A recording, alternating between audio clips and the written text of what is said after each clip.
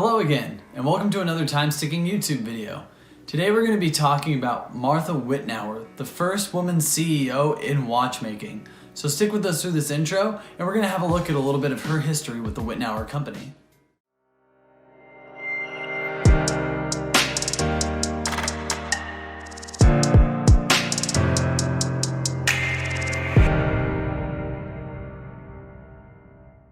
Before we begin getting into the weeds with Martha Wittnauer's career with her family's company, we would like to note that we couldn't find very many images of her, so please enjoy images of the wristwatches and other Wittnauer imagery throughout this video.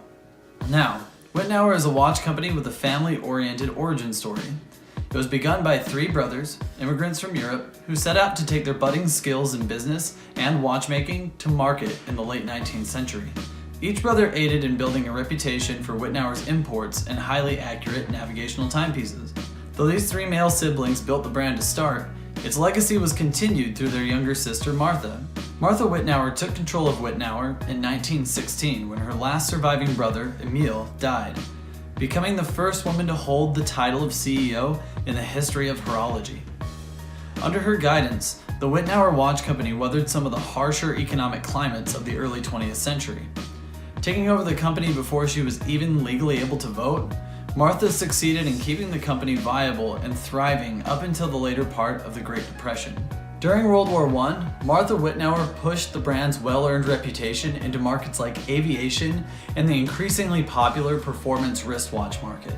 Being a company of firsts, starting out as the first American watch company to import Longines watches, Martha's tenure as CEO saw the Wittnauer brand accompanying many historic flights. Because Wittnauer designed highly accurate and world-renowned chronometers for aviation and exploration, their instruments and timekeeping were aboard the first flight over the North Pole, the first transatlantic flight, and Amelia Earhart's first female solo flight across the Atlantic. This last achievement stands as a testament to the progress that both Wittnauer and society at large were witnessing in women taking on stronger roles in Western society. Albeit, there's still a long way to go from that point. Aside from the more famous flights, Wittnauer took to the skies under Martha's supervision on warplanes flown during the Great War. Continuing on firsts, Martha actually oversaw the making of Wittnauer's first performance watch, known as the All-Proof. Decades before Timex's famous "It Takes a Licking and Keeps on Ticking" campaign, the All-Proof was supposedly dropped from airplanes, from the tops of skyscrapers, hiked into the Himalayas, and otherwise stress-tested around the globe under plethora harsh conditions. The success of this timepiece, and Wittnauer's other navigational pursuits, was reinforced by Martha's leadership as CEO. Without any formal business training, being her brother's homekeeper prior, Martha was the first woman ever elected into the Horological Society of America. Her propensity for keeping the business thriving made watchmakers and businessmen around the globe take notice.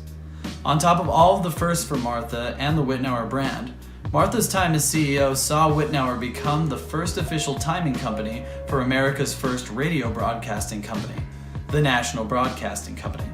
Despite the many successes of the Wittnauer brand under Martha's guidance, they still succumbed to a lot of the pressures and difficulties of the Great Depression.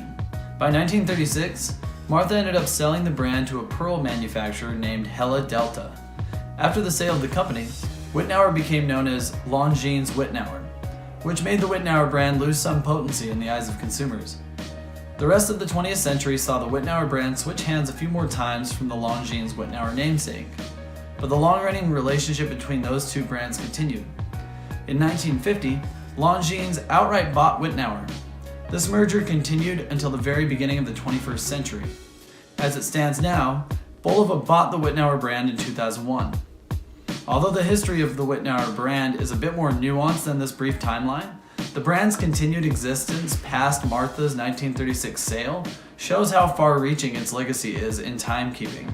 Being a key moment in timekeeping generally, Martha's run as CEO for the Wittnauer brand has sparked a trend that continues into the 21st century. In today's commercial watch industry, there have been more and more women CEOs fronting companies, including high-end luxury brands like Boucheron and Jaeger-LeCoultre. The trend toward women fronting high-end luxury watch companies will hopefully continue. Even though women only front 6.6% of Fortune 500 companies currently, The watch world itself is seeing a shift from its historically boys club persona. Some high-end ad campaigns may come across as pandering or insincere from some companies. The overall future of horology is pushing toward greater equity. With that all being said, hats off to Martha Wittnauer for taking up the mantle all of those years ago. The brand Wittnauer itself is continuing well into a new age, where women are being seen at the top alongside the many men of watchmaking. Hello, and thanks for watching our YouTube video today. If you enjoyed it, please give it a like, and you can find similar videos right here. For more new and interesting content from Time Sticking on our channel, please subscribe at the link here. And for more information about wristwatch repair and watch maintenance generally, you can find us at timesticking.com. Thanks so much and have a great day.